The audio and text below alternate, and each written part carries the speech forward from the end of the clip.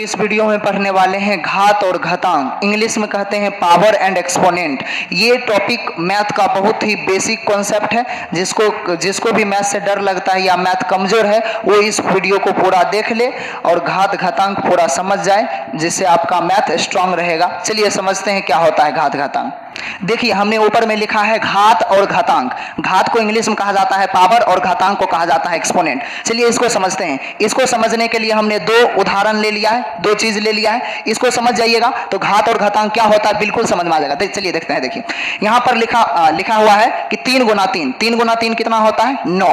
ठीक है, तो ये जो आया है, ये आया है 3 गुना 3 9 जो आया है, इसको कहेंगे कि जो 9 आया है ना ये घात है। ये 9 क्या है? घात। ये जो 3 गुना 3 करने पर जो 9 आया है 9 घात है। ठीक है, मतलब इसी को घात कहते हैं। अब ये कौन सा घात है, किसका घात है? तो ये 3 का घात है। किसका घात है? 3 का। कैसा घात? तो दोवां घात है, यानी 3 का दोवां घात। मतलब 3 को 2 बार जब गुना किया तब आया। जैसे इसको देखिए 2 गुना 2 गुना 2 दूनी 4, 4 दूनी 8, 8 दूनी 16, 16 दूनी 32। ये जो 32 आया ये भी घात है। ये भी क्या है? घात है। किसका घात है? तो 2 का घात है। 2 का घात है, लेकिन कौन सा घात है? तो 1 2 3 4 5 यानी 5वां घात है। ठीक है, समझ गए? यानी यही होता है घात। ठीक है, लोग इसी चीज को 9 को ही कहा जाता है 3 का 2वां घात, और यहाँ जो 32 लिखे इसको कहा जाता है 2 का 5वां घात, क्योंकि 5 बार गुना करने पर आया। लोग इसी को ऐसे भी लिखता है कि ये जो 9 आया है वो 2 बार 3 लेने से आया है, इसीलिए 3 के माथा पर 2 लिख देता है। और यहाँ पर देखिए जो 32 आया है, मतलब 2 का 5वां जो घात आया है वो कैसे आया है? 2 को कितना बार लेने पर? 1 2 3 4 5 बार लेने पर, इसीलिए लोग यहाँ पर 5 लिख देता है। ठीक है, अब इसको देखिए और इसको देखिए। इसमें जो ऊपर वाला आया है ये घात का अंक बताता है। देखिए जैसे ये 9 घात है, लेकिन कौन सा घात? 2वां घात है। तो ये जो 2 है वो घात का अंक बताता है, इसीलिए 2 को का मथा वाला को 2 को कहा जाता है घातांक। ठीक है, इसीलिए इसको कहा जाता है घातांक। इंग्लिश में बोले तो एक्सपोनेंट। Exponent, clear? और जो नीचे में रहता है वो बेस है। नीचे में जो रहता है वो बेस है, बेस। और इसी को आधार कहते हैं। इसी को क्या कहते हैं? आधार। क्योंकि यही बेस है, क्योंकि बेस मतलब आधार चीज, तीने से आया है ये सब। आप देखिए इधर जैसे इसके माथा पर 5 है, तो 5 क्या है? देखिए 5 घात का अंक बता रहा है। देखिए 32 घात है और इस घात का कौन सा घात है? 5वां घात। यानी जो 5 है ना वो घात का अंक बता रहा है, इसीलिए 5 को कहेंगे घातांक। ठीक है, घातांक को इंग्लिश में बोले तो एक्सपोनेंट कहते हैं। क्लियर? और जो ये तो मेन चीज है, क्योंकि ये सारा चीज आया है 2 ही 2 को गुना करने से आया थी। मेन चीज है, मेन चीज को हमेशा बेस कहते हैं या आधार चीज कहते हैं। तो ये हो गया मेरा आधार। तो यही होता है घातांक और ये आधार, घातांक और ये आधार। चलिए आगे समझते हैं। घातांक के कुछ सवालों को बनाते हैं। देखिए यहाँ पर लिखा हुआ है कि 4 के माथा पर 2 गुना 3 के माथा पर 2। क्लियर? अब देखिए 4 के माथा पर 2 है तो इसको लिख सकते हैं 4 गुना 4, क्योंकि माथा पर 2 है इसीलिए 2 बार लिखे। 3 के माथा पर 2 है तो इसीलिए इसको लिखे 3 गुना 3। ठीक है, अब बीच में गुना है तो गुना दे दीजिए। देखिए अब पूरा बनाइए। 4 चौके 4 गुना 4 16 गुना 3 गुना 3 9 और 16 को 9 से गुना करेंगे 144 आएगा। क्लियर? अब देखिए एक इसको और दूसरा तरीका से बनाते हैं। देखिए कैसे, दूसरा तरीका से कैसे बनाएगा। देखिए है, देखिए आप क्या कीजिए, दोनों के माथा पर 2 है तो इसको ऐसे भी बना सकते हैं कि 4 और 3 को गुना कर दीजिए। 4 और 3 को गुना कर दीजिए, अब पूरे के माथा पर 2 दीजिए। पूरे के बात सेम है। देखो बनाइए इसको, देखिए आ जाएगा 4 गुना 3 12, इसके माथा पर 2 है तो 2 दे दीजिए। अब 12 के माथा पर 2 है, मतलब 12 को 2 बार लिखेंगे और गुना कर देंगे, तो 12 गुना 12 144 हो गया। ये देखिए सेम आंसर है, चाहे इस तरीका से बनाया चाहे पूरे को करके बनाइए, यानी सेम तरीका से आएगा।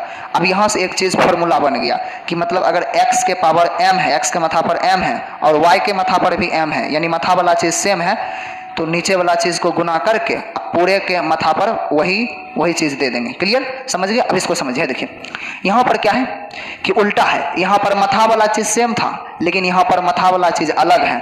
यहाँ पर नीचे वाला चीज अलग था, यहाँ पर नीचे वाला चीज सेम है और गुना है। तो देखिए इसको कैसे बनाइएगा। तो जब नीचे देखिए सिंपल बनाइए कि 2 को 3 बार लिखिए, क्योंकि 2 के माथा पर 3 है तो 2 को 3 बार।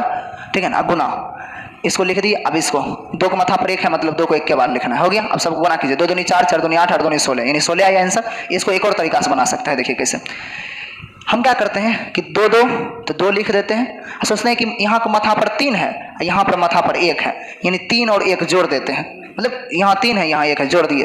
2 2 था तो 1 2 लिखे, 3 और 1 को जोड़ दिए। तो देखिए तो जोड़िए तो क्या होगा? 3 1 4 हो गया। अब देखिए माथा पर 4 हो गया। क्यों? क्योंकि ये 3 इसका 1 इसका 4। अब 2 के माथा पर 4 आया मतलब 2 को 4 बार लिखिए, तो 2 गुना 2 गुना 2 गुना 2। क्लियर? अब गुना कीजिए, 2 को 2 से गुना करेंगे 4, 4 को 2 से गुना करेंगे 8, 8 को 2 से गुना करेंगे 16। क्लियर? यानी 16, यानी ऐसे बनाइए चाहे ऐसे बनाइए सेम ही आएगा। तो इससे भी एक फॉर्मूला पता चल गया। क्या पता चल गया? कहे देखिए, अगर मान लीजिए मथा नीचे वाला सेम हो, जैसे x गुना x, नीचे वाला सेम हो मथा वाला अलग, मतलब यहाँ m ले लेते हैं और यहाँ n लेते हैं। अगर नीचे वाला सेम रहता है तो मथा वाला जुड़ जाता है, मतलब x का x लिख देंगे, नीचे वाला सेम है तो मथा वाला जुड़ जाएगा, यानी m और n जुड़ जाएगा। क्लियर? अब आगे देखिए, जैसे इसको बनाते हैं, यहाँ पर क्या है, पहले इसको सिंपल बनाइए। 2 पावर 4 है मतलब 2 को 4 बार लिखेंगे, यानी 2 गुना 2 गुना 2 गुना 2 लिख दिए। 2 पावर 3 है मतलब 2 को 3 बार लिखेंगे, लिख दिए।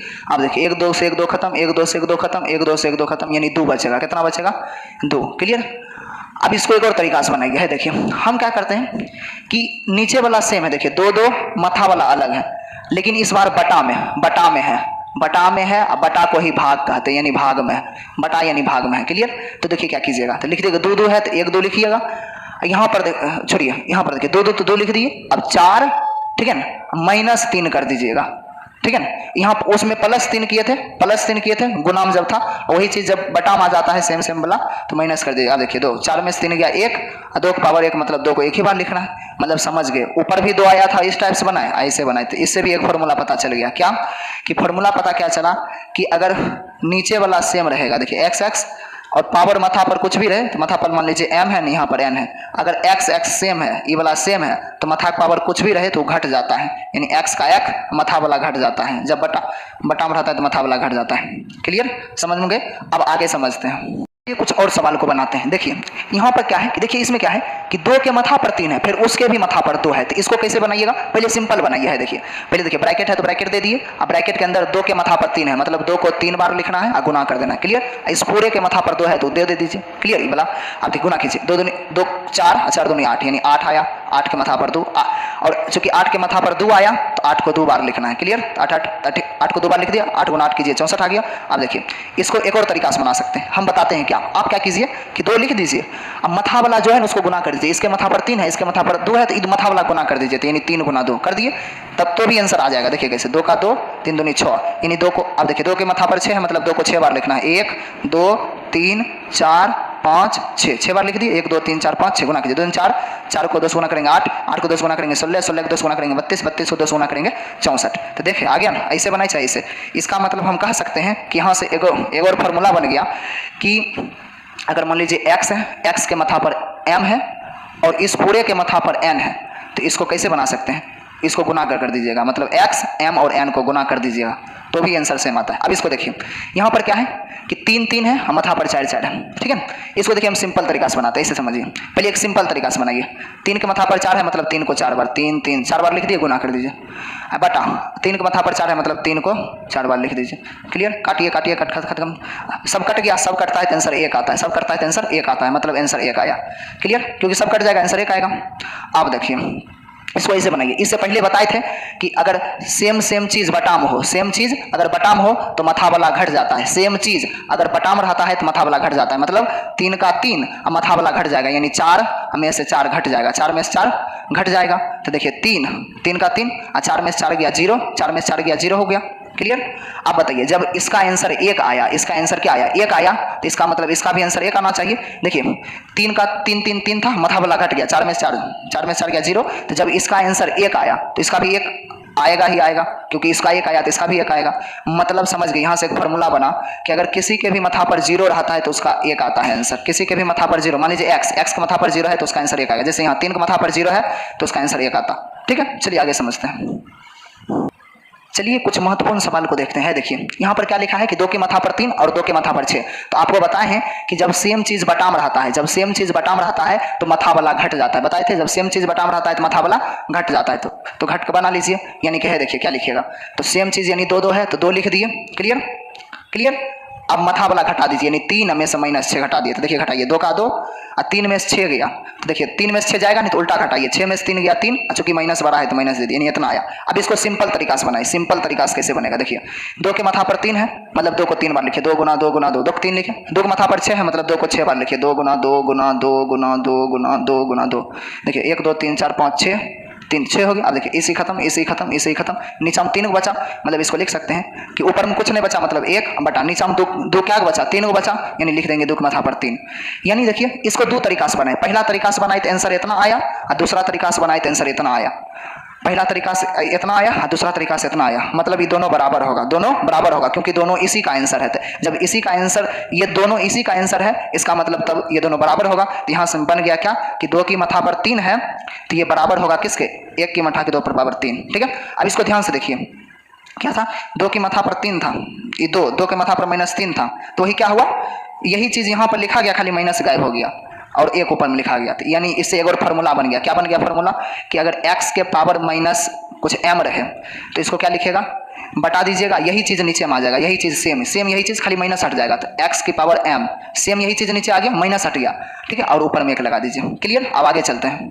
चलिए समझते हैं घात घातांक का एक और महत्वपूर्ण सवाल। देखिए देखिए यहाँ पर हमने लिखा है 3 के माथा पर 2, फिर उस पर रूट लगा दिया। ठीक है ना, यहाँ पर लिखा है वही 3 के माथा पर 2 लिख दिया है, बस इस बार उसके माथा पर 1/2 दे दिया है। ठीक है, अब देखिए इस दोनों को बनाते हैं, कुछ चीज दिखाते हैं आपको। है देखिए, चलिए इसको देखिए, रूट है तो रूट दे दीजिए, 3 के माथा पर 2 है, मतलब 3 2 बार लिखाएगा, यानी रूट 3 2 बार लिखाएगा। और अपना सब जानते हैं कि रूट के अंदर 2 गो सेम चीज गुना में रहता है तो एक चीज निकल जाता है, रूट के अंदर 2 गो सेम चीज गुना में रहता है तो एक चीज निकल जाता है। देखिए रूट के अंदर 3 2 बार है तो एक बार 1 निकल जाएगा, मतलब इसका आंसर इतना आया। अब इसका आंसर बनाते हैं, ये दूसरा है। देखिए इसका आंसर कैसे, यहाँ पर देखिए अभी पढ़े हैं कि मथा, देखिए इसके मथा पर 2 है और फिर इस पूरे के मथा पर इतना है, तो बोले थे मथा मथा वाला गुना हो जाता है, मतलब 3 का 3 इसके माथा पर ई जो 2 है, ई 2 गुना है ये वाला 2, ये वाला मथा मथा वाला 1/2 गुना हो जाता है। अब देखिए ये 2 खत्म, 2 खत्म, तो क्या बचेगा 3, और 3 के माथा पर 2 खत्म हो गया तो 1 ही बचेगा, और 3 के माथा पर 1 है, मतलब 3 को 1 के बार लिखिए। तो क्या देखिए क्या देख रहे हैं आप